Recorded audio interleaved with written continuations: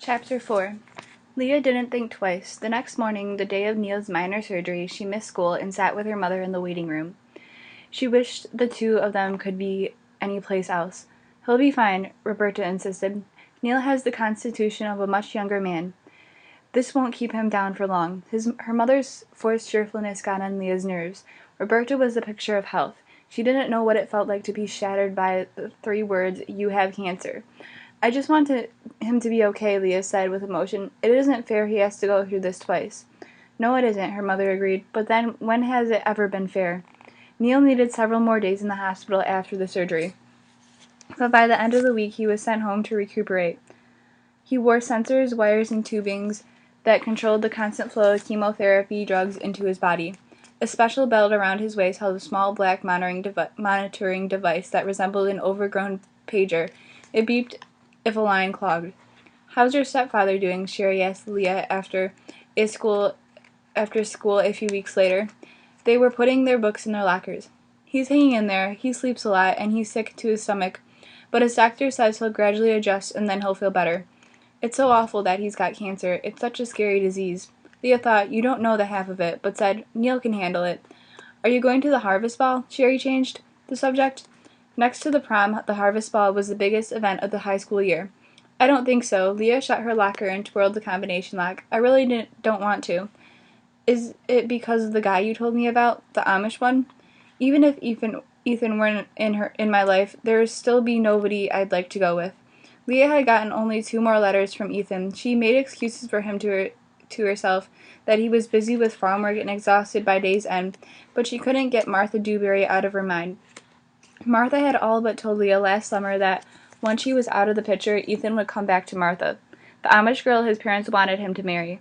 Leah hoped it wasn't true, but she and Ethan were so far apart and weren't getting any closer. "I'd give anything to be asked," Sherry said with a sigh. "Maybe someone will ask you. Right, and maybe there really is a Santa Claus." "Stop putting yourself down. You're a great person, Sherry. A guy would be lucky to go out with you." "If only boys thought like girls instead of boys," Sherry said. "I know I'm not pretty." She gave Leah a wistful smile. "Anyway, it's nice of you to say that, Leah." By the time Leah got to the parking lot, most of the cars were gone. Her red convertible sat by itself in the sunlight. She was about to get inside when she heard someone call her name. She turned to see Dave Simmons coming towards her. "Wait a minute," he said. "I've been waiting for you." Leah saw Dave's car sitting near the back of the parking lot. Several of his football buddies were lounging against it. "What is it?" she asked. Dave's neck was as thick as a bull's, his hands as large as ham hocks. His head was shaved except for a brown tuft on the top. Because of his sheer size, he reminded Leah of Jonah Dewberry, Ethan's friend whom she hadn't liked too much. Dave glanced over at his friends. "I want to ask you to the harvest ball." Leah stared at him blankly. "You haven't been asked yet, have you?" Leah shook her head, trying to assemble her thoughts. "I hadn't planned on going," she finally said. Dave grinned. "Then plan on going with me." He tossed another look towards his friends, which irritated Leah. "Thanks, but no thanks." He stared at her as if he hadn't heard correctly. "But I want to take you." Looking at this boy brought back memories of Ethan, of his gentleness and his quiet, unassuming manner. Dave figured every girl in this school was dying to be noticed by him, and it irked her. "Look, if you want to ask somebody, ask Sherry Prater." "Who?" "Sherry. You must know her, the girl whose locker is next to mine." "That cow?" Dave shook his head. "No way." Leah saw red. "She's a nice person, and you have no right to call her names." She jerked open her car door and swung into the seat. "Hey," Dave looked startled, "I asked you to go to the dance with me." "Not if you were the last person on earth." Leah threw the car into gear and drove out of the parking lot, leaving Dave Simmons standing on the asphalt. Leah's rejection of Dave's offer became the talk of the school. Even Sherry asked, "Why did you say no? I can't believe it. Was it because you knew I liked him?" "He's not my type." Leah vowed she'd never tell Sherry what Dave had said about her. "Well, I'd give anything if he asked me. Of course we both know he never would." "Don't waste yourself," Leah said. "You're too good for him." "A girl can wish, can't she?" Sherry asked. "Sure," Leah said with a shrug. "Dreaming's free." She dreamed about Ethan, but dreaming hadn't brought him any closer. And she had once dreamed of belonging to a nice little family, but with Neil's illness, the dream was caving in on her too. Over the next few weeks, Neil slowly rallied as he adjusted to his chemo dose. It was in mid-November when he asked Leah, "Would you walk with me out to the barn?" "Sure."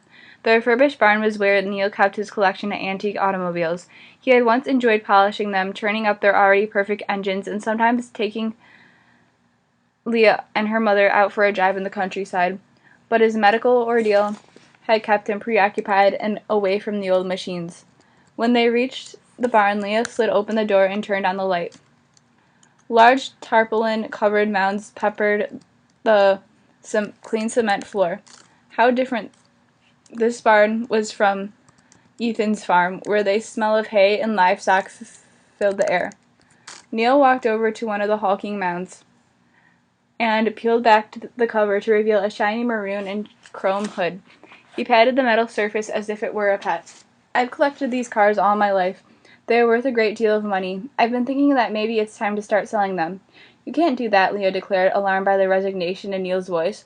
"You love these cars. Who will take care of them the way you have?" "Any number of enthusiasts," Neil said. "Well, I think it's a bad idea. You're going to regret it if you do." "I can't keep them up the way they should be kept," Neil said sadly. "I feel lousy." "I could help you," Leah offered. Neil smiled at her. "You don't know a crankcase from a tire iron." "I could learn." "I wouldn't ask that of you, Leah. No, you're young, and you should be dating and having fun. High school is fun for you, isn't it?" Leah shrugged. "You ever think about what you want to do after high school? How about college? You make good grades. How'd you do on those SATs?" "My scores aren't in yet," Leah said. If the truth were known, Leah had no burning desire to go to college. She'd never been interested in any particular subject in school and figured that without some purpose for going to college would be a waste of time. She said, "Maybe I'll just get a job when I graduate." "You could take a job aptitude test. We gave them all the time when I worked in Detroit. It helped us fit the applicant to a job. It might help you define your goals." This was more than she wanted to think about right then. "Maybe later," she said evasively. "I don't like talking about the future very much." Neil studied her kindly. "Is that because you're afraid that what's happened to me could happen to you?" With uncanny insight, Neil had looked inside her and uncovered her deepest, most nagging fear. "Maybe.